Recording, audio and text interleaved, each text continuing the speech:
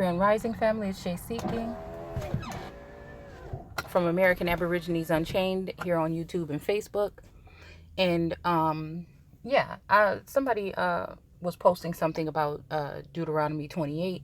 I think it was 28 and 16, where it says that about following the laws, or cursed you'll be in the field and cursed you'll be somewhere else. We'll get there in a second.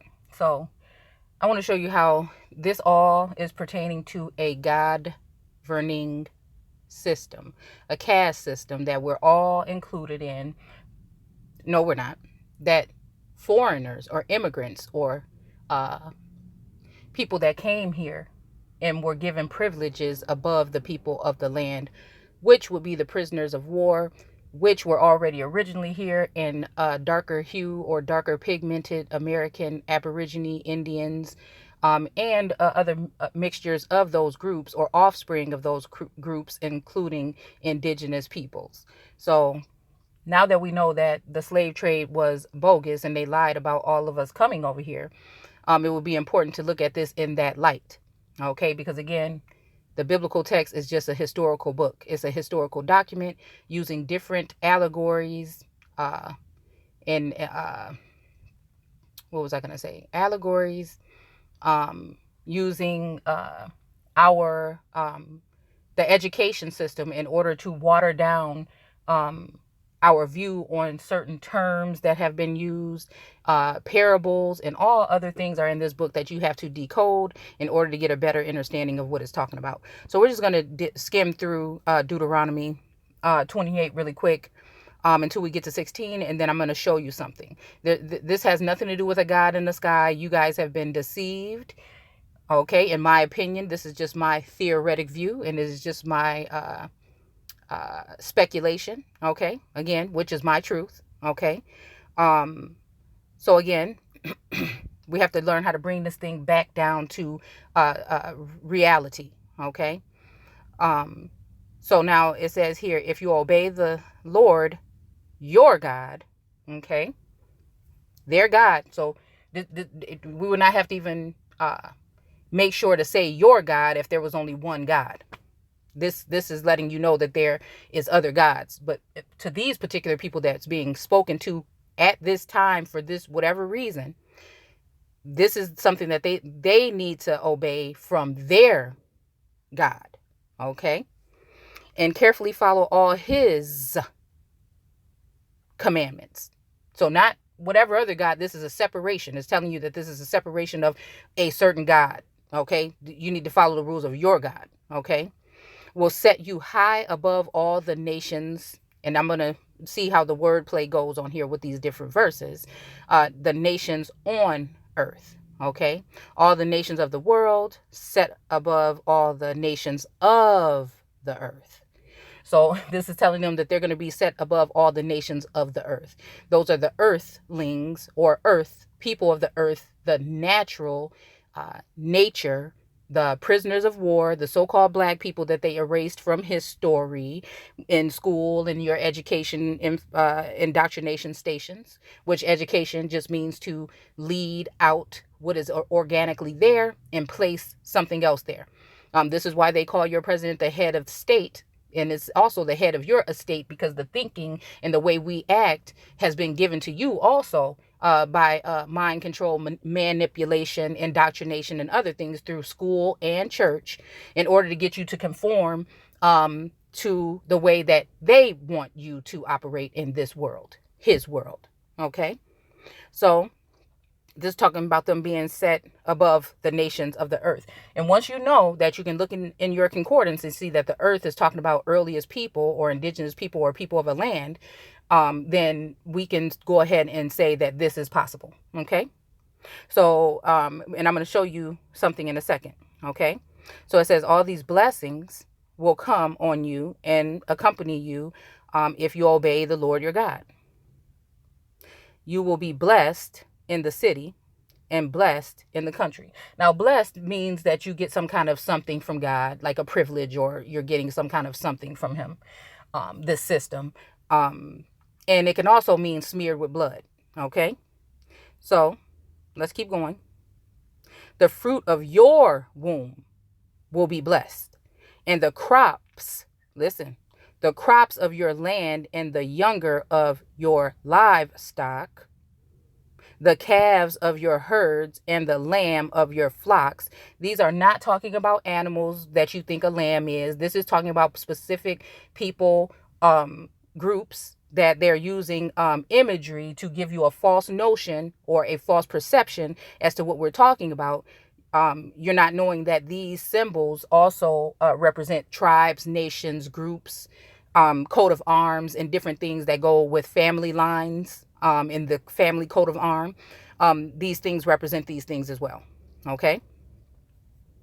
Just like we can say livestock, that's what slaves were supposedly. We can say chattel or cattle, slavery, things like this. Okay. So your basket and your kneading, let's see, your fruit basket and your bread boards will be blessed. Okay. It's talking about somebody kneading something, like kneading like dough or whatever. But when you're kneading something, you're not being soft with it. You're really getting in there and pulverizing it, right? Okay.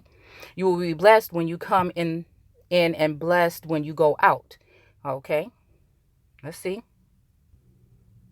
And this can also be smeared with blood as well, because we can be talking about them mixing, amalgamating, creating. This is what a lot of slavery was about. In order to get into certain bloodlines, to get certain land rights and different things as well. Okay. The Lord will grant, that's another thing that is given, okay, granted to someone, that the enemies who rise up against you will be defeated before you. So if we were already here and we were rising up against some of these nations in order to keep our status, then you see what I'm saying? If we look at this in reverse, using the theoretic timeline that we use on the channel, which means that the 6th day, the days that we're talking about in Genesis are representing an extended period of time. Like the 6th day would be the 1600s, the 7th day, the 1700s, and so on. And then again, we don't talk about the 8th day in the biblical, in Genesis, but the book is still talking about the 1800s. It's still the New Testament and all this other stuff, reconstruction. This is what it's actually talking about. Okay. So the Lord will conquer your enemies when they attack you, that will attack you from one direction, but will scatter you in 7. Okay. And it's funny how we're going to say 7, because there's also 7 in some of these caste system pyramids. There's 7 sections, fractions, divisions, or classes. Okay. So anyhow, scatter you into 7. Okay. So again, it's funny how that says that, because I didn't even notice that at first. Okay. So let's keep going. The Lord will send a blessing on your barns. Okay. This could be also talking about plantations and storehouses and stock houses and stuff like that, that these people were talking about. But in key code is also talking about breeding farms. Okay. All right. So the Lord will guarantee a blessing on everything you do, and will fill your storehouses with grain. Okay. So even when we're talking about wheat, when you look at etymology or in the concordance, I can't remember which one it is, it says that the wheat is basically means white. Okay. And the other stuff is the burnt stuff or the tear that they're going to let the wheat grow with. See how Indians supposedly help these people get on their feet? And then they slew or killed or removed them, because slew doesn't necessarily mean to take someone is now deceased. It just means that they've lost their standing, or they've been cast out or cast away. Okay. So, yeah. And that you undertake, and he will bless you in the land, and the Lord your God is giving you. So this is basically talking about some people that are going to be scattered. I know people think that it's scattered because they think that we were the slaves that were brought here in 1620, but we've already 1619, 1620, but we already see that in 1620, this is when families like the Lincoln family, these immigrational families, where his ancestors were named husbandmen. Okay. So this is very specific. When you go into their genealogy, this is what they're calling them. different biblical terms from the Bible. Okay. So again, let's keep going. Then all the peoples, see, because again, you're not a people, you're the animals or the earth. Okay, there's the earth, there's the fowl of the air, represents the old French or French. There's the beast of the field that represents the Lion of Judah, or the lion when it comes to like that image that I posted on my Facebook the other day, when it comes to the royal families. Okay, and then also the beast of the field will also be, their offspring would be Native Americans calling themselves the Buffalo tribe, or the Coyote tribe, these type of things like this. They're still all beasts of the field. Okay. So let's see. The peoples on the earth. So these are the people that are on top of the earth, because the earth is the thing that was subdued, replenished, and tilled, which is the people. The people are the earth. Okay. Okay. That you are called by the name of the Lord, and they will fear you. Okay. Let's keep going. The Lord will grant you abundant prosperity in the fruit of the womb, your younger livestock and crops of your ground, or earth, or land, or dry land. And the dry land represents those groups that of darker hue people that were here that did not want to mix with these particular people. Okay. This is why they were barren, or considered to be dry land. Okay. And the land he swore to your ancestors to give. Okay. Let's keep going. So again, if we think about this continent being filled with darker hue people, or darker pigmented people with kinkier hair in most times, then the people that were scattered in abundance like the sand of the sea would be the immigrants that came in here, that were actually documented coming in here in the millions. Especially in the 1800s during Reconstruction, where they were throwing world fairs to entice people to come here to America and see how great it was, and then sending them off to pick off pieces of land that they wanted. Especially when it even comes to the Germans. I was speaking to the lady that helped us with our house, and she was talking about the World Fair, and talking about that her ancestors were German, and how they were treated when they came here very badly, and all this other stuff. So, we can't just be thinking that we the only ones, just because we the only ones that they talk to you about in school. We can't think that we are the ones that were treated in this manner. We have to really dig in deep. Okay. So what she was saying was kind of just shocking to me. And I just kept digging and digging and digging. We were supposed to be doing something totally different. And she's really cool with us. And so I was digging, and she was, talking. So it's just really funny. Okay. Some of these terms are going to lead back to Old German. Okay. So, let's see. The Lord will open the heavens. Okay. So the storehouse of his bounty, to send rain on your land, which would land, earth, what are we talking about? So again, if we look at this continent now, and we see that we're supposed to be the minority, or 17% of the population, who was brought somewhere and spread that way. Come on now. You have to think about this now. Especially when we know that most of these people, especially after the 1900s, were not having that many children. They were having like 2 children, while we still, and Hispanics that were coming in, were still having all these children. And at a young age, even if we were married or not, people were still having children in abundance here. So again, what's been happening? And then still, these immigrants are still coming over, including darker hue cousins or people, as far as the so-called Africans that would be coming over here and getting grants and different things that they get, entitlement or privileges. That's why I call it foreign privilege, not white supremacy. Okay.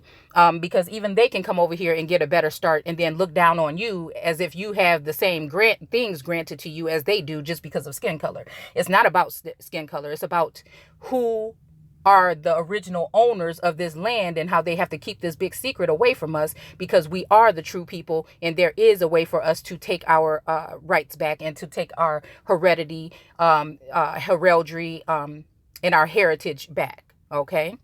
So, let's keep going. Okay.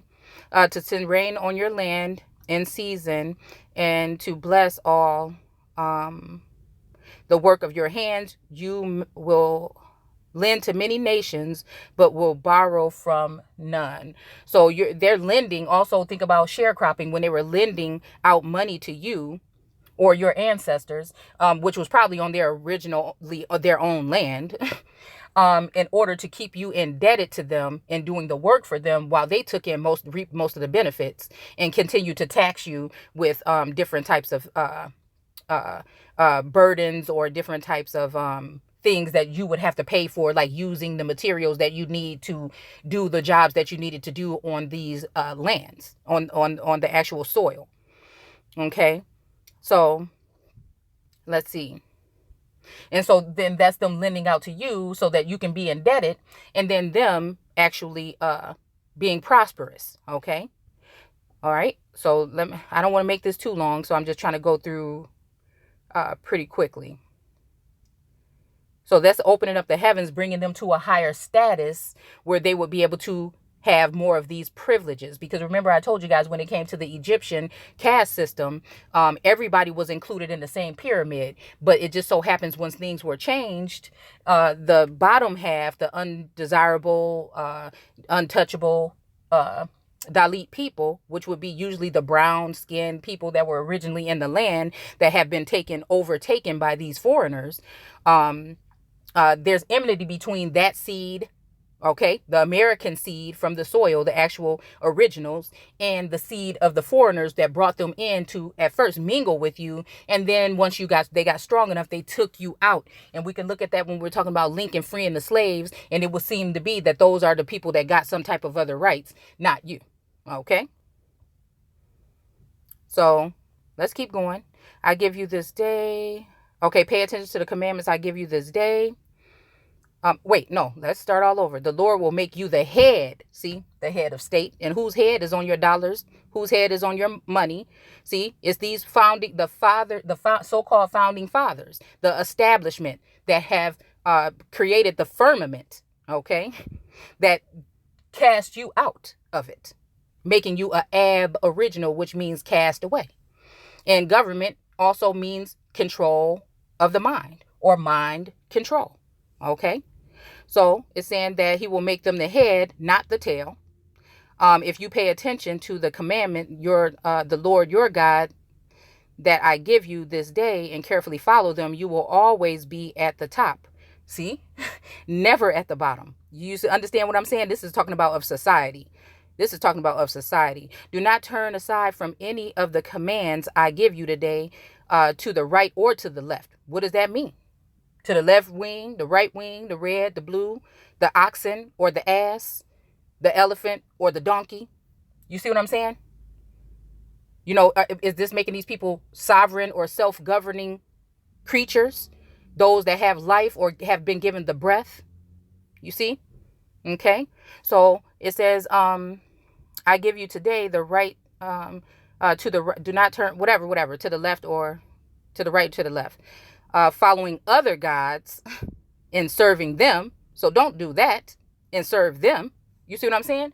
So what does this mean? Are these the people that are not taxed? Are these the people that have the privileges that you were supposed to have? See, this is what I'm saying. Something was done here. Okay.